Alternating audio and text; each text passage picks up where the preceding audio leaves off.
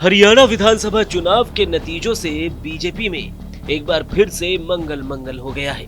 वहीं कांग्रेस जो बीजेपी की हैट्रिक को रोकने का सपना देख रही थी, वो सपना भी चूर चूर हो गया है। जवान, किसान और पहलवानों के मुद्दे को लेकर उतरी कांग्रेस का कायाकल्प नहीं हो सका। अब जब जनता ने बीजेपी को तीसरी बार सत्ता सौंप दी है और कांग्रेस को विपक्ष में बैठा दिया है, तो कांग्रेस मंथन कर रही है कि ऐसी क्या कमियां रही जो उनके उठाए मुद्दे जनता तक नहीं पहुंच सके। वहीं सियासी गलियारों में भी कांग्रेस की हार की वजह तलाशी जा रही है। माना जा रहा है कि कांग्रेस आलाकमान का भूपेंद्र सिंह हुड्डा पर जो अति विश्वास था, वही हार का कारण बना है। भूपेंद्र सिंह हुड्डा जो हरियाणा की 2 बार कमान संभाल चुके थे और 2014 में एंटी इनकम्बेंसी के नाम पर उन्हें सत्ता गंवानी पड़ी, लिहाजा उन्हें लग रहा था कि बीजेपी भी 10 साल सत्ता में रहने के बाद एंटी इनकम्बेंसी का शिकार हो जाएगी। लेकिन 8 अक्टूबर को ऐसा नहीं हुआ। अब जब कांग्रेस हरियाणा में हार गई है और चर्चा हुड्डा को लेकर हो रही है, तो फिर इनमें बात राजस्थान, मध्य प्रदेश और छत्तीसगढ़ को लेकर भी होने लगी है। 2018 में इन तीनों ही राज्यों में कांग्रेस ने उस वक्त जीत दर्ज की थी जब तीनों ही जगह बीजेपी का बोलबाला था। 2014 में केंद्र में मोदी लहर के चलते बीजेपी सत्ता में आई थी, तो वहीं मध्य प्रदेश और छत्तीसगढ़ में बीजेपी हैट्रिक लगा चुकी थी।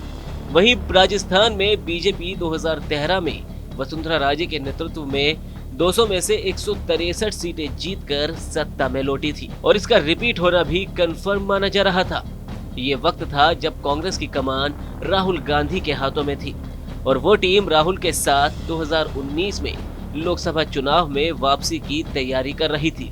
इस टीम राहुल में वैसे तो कई युवा नेता थे, लेकिन सबसे ज्यादा चर्चा थी राजस्थान से सचिन पायलट, मध्य प्रदेश से ज्योतिरादित्य सिंधिया, उत्तर प्रदेश से जितिन प्रसाद और आरपीएन सिंह की, तो वहीं महाराष्ट्र से मिलिंद देवड़ा की।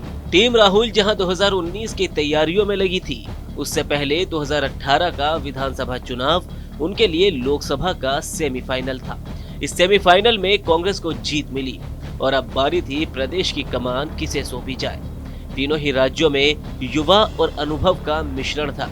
अब सत्ता की चाबी किसे दी जाए, ये तय करना था जीते हुए विधायकों और तत्कालीन कांग्रेस के अध्यक्ष राहुल गांधी को।